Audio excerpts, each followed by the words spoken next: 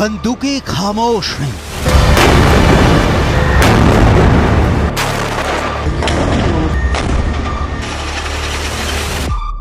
तोप चुप हैं।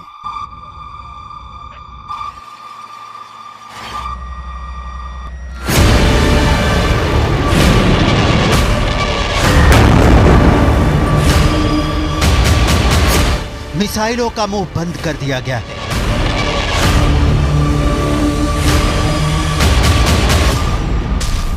गाजा मातम वाली शांति में डूब गया है।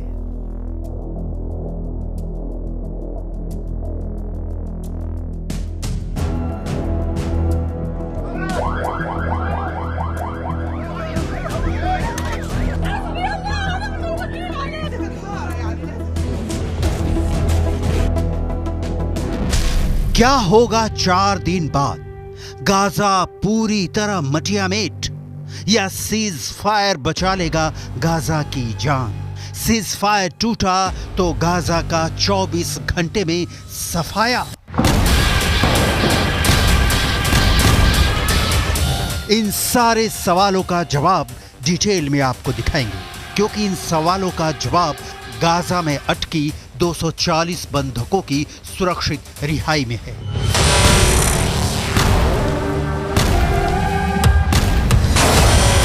हमास ने बंधकों को छोड़ने के एवज में ही सीज फायर की गारंटी ली है। बंधकों की रिहाई की गिनती शुरू हो गई है। सबसे पहले जानते हैं बंधकों की रिहाई का प्लान क्या है।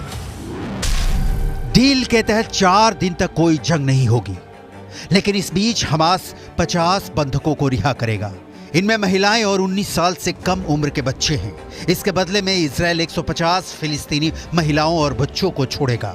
मतलब एक बंधक के बदले इजराइल को फिलिस्तीन के 3 कैदियों को अपनी जेलों से रिहा करना होगा। इजराइल ने या हमास ने दोनों ओर से रिहा होने वालों की कोई लिस्ट जारी नहीं की है, लेकिन पहले जत्थे में जो 13 बंधक रिहा हो रहे हैं, उन लोगों के परिजनों से इजराइल की सरकार ने संपर्क किया है। हमास ने 7 अक्टूबर से 240 नागरिकों को बंधक बना रखा है। हमास ने बहुत सोची समझी साजिश के तहत बंधक संकट पैदा किया है। हमास बंधकों के बदले इजराइल से कड़ा सौदा कर रहा है, लेकिन सवाल है कि इजराइल के पास क्या मजबूरी है, या बंधकों की रिहाई होते ही इजराइल गाजा को मिट्टी में मिला देने के प्लान पर काम कर रहा है। इस सवाल का जवाब इजराइल के एक्शन में दिखाएंगे।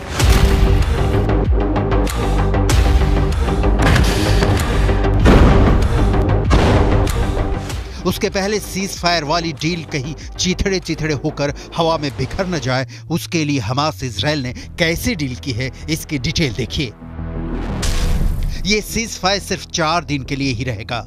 सुबह 7 बजे से शाम 4 बजे के बीच बंधकों को छोड़ा जाएगा। हर दिन 13 बंधक रिहा किए जाएंगे। इजराइल ने एक बयान जारी कर बताया कि इसके बाद अतिरिक्त 10 बंधकों की रिहाई पर सीज फायर 1 दिन और बढ़ जाएगा। मतलब 5 दिनों में कुल 60 बंधकों को छोड़ने का सौदा हुआ है। इसके बाद 180 बंधकों के लिए हमास इजराइल के बीच कौन सा समझौता होगा, ये अब तक तय नहीं है। इसके अलावा हर दिन 200 ट्रक गाजा पट्टी में आ जा सकेंगे। इन ट्रकों में मानवीय और चिकित्सीय सहायता होगी। हर दिन ईंधन लेकर 4 ट्रक भी गाजा में आएंगे। कागजी पन्नों वाली डील जमीन पर कैसे उतरेगी, इसकी कंप्लीट जानकारी इजराइल के प्रधानमंत्री के सलाहकार से सुनिए। The Red Cross will take them across the border and hand the hostages to representatives of the Israeli Defense Force, who will meet each hostage and identify them physically and by the lists that we have, and see that these are the correct people that we are receiving.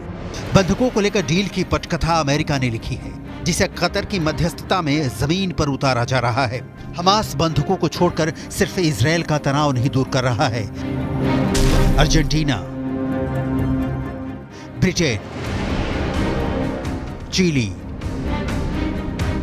France, Germany, Portugal, Spain, Thailand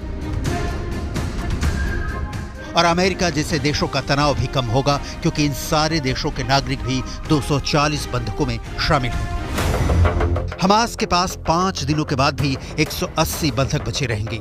Hamas चाहता है कि Israel सभी फिलिस्तीनी कैदियों को रिहा करे और इजराइल चाहता है कि सारे 240 बंधकों को रिहा करो। फिलिस्तीनी प्रिजनर्स सोसाइटी के मुताबिक इजराइल ने 22 नवंबर तक 7,200 लोगों को हिरासत में रखा है, जिनमें 88 महिलाएं और 250 बच्चे हैं। इजराइल ने एक लिस्ट जारी की है जिसमें 300 फिलिस्तीनियों की जो रिहा होंगे उनको काबिल माना है। इनमें से ज्यादातर की उम्र 19 साल से कम है और उनके खिलाफ कोई संगीन अपराध भी दर्ज नहीं है। हमास नॉन मिलिट्री लोगों को रिहा कर रहा है और बदले में इजराइल वैसे कैदियों को जिनके खिलाफ आतंकी कार्रवाई के केस दर्ज नहीं हैं। आपके जहन में यह भी सवाल उठ रहा होगा कि दोनों जानी दुश्मन सीज फायर के लिए तैयार कैसे हुए, क्या मजबूरी रही, लिहाजा सीज फायर के लिए हमास और इजराइल क्यों रेडी हुए हैं। इसकी डिटेल देखनी बहुत जरूरी है, क्योंकि इस रेडी होने में तूफान के पहले की खामोशी दिखती है। वजह नंबर 1, 1.5 महीने के बाद भी बंधकों की रिहाई नहीं होने के बाद इनके परिजन विरोध प्रदर्शन के लिए सड़क पर उतर आए हैं। वजह नंबर 2, इसके अलावा गाजा में हर दिन खराब होती मानवीय स्थिति के चलते इजराइल पर अंतर्राष्ट्रीय दबाव भी बढ़ रहा है। वजह नंबर 3, 23 लाख की आबादी वाली गाजा पट्टी में 17 लाख लोग विस्थापित हो गए हैं। वजह नंबर 4, इसके अलावा क्षेत्र में मौजूद 36 में से केवल 10 अस्पताल ही फिलहाल काम कर रहे हैं। इजराइल सीज फायर के लिए माना क्योंकि बंधकों में विदेशी भी हैं और गाजा में भयंकर मानवीय संकट पैदा हो गया है। लेकिन हमास सीज फायर के लिए क्यों रेडी हुआ? जानकारों का मानना है कि हमास फिर से संगठित होने के लिए किसी भी युद्ध विराम का इस्तेमाल करना चाहता है। कहा जा रहा है कि हमास धीरे धीरे इजराइल की जेलों में बंद और अधिक कैदियों को रिहा करने की मांग करके युद्ध विराम बढ़ाने की कोशिश कर सकता है, लेकिन इजराइल इस मुहाने पर आकर जवाबी कार्रवाई नहीं रोकना चाहेगा। इजराइल के 3 मकसद अभी पूरे नहीं हुए हैं, जिसके लिए उसने हमास को जड़ से मिटाने की कसम खाई है। सीज फायर के बाद क्या होगा? पहली सौगंध, इजराइल का पूरे उत्तरी गाजा पर कब्जा अब तक बाकी है। दूसरी सौगंध, गाजा के दक्षिण में खान यूनिस शहर पर अब भी कब्जा बाकी है। तीसरी सौगंध, हमास के अंतिम आतंकी के जिंदा रहने तक युद्ध जारी रहेगा। मैसेज लाउड एंड क्लियर है कि संघर्ष विराम के बाद भी इजराइल नहीं रुकेगा। इजराइल इस बीच खुद पर कंट्रोल कर किनारे खड़ा रहेगा कि कब इन बंधकों को भी छुड़ाया जाए और कब गाजा का ऑपरेशन खत्म किया जाए। सीज फायर के दौरान ना तो कोई अटैक होगा, ना ही मिलिट्री मूवमेंट होगा। सीज फायर के दौरान हर दिन इजराइल सुबह 10 से शाम 4 बजे तक हवाई यातायात रोक देगा।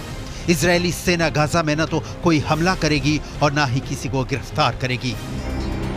इजराइल डिफेंस फोर्स यानी IDF इस वक्त गाजा में मौजूद है।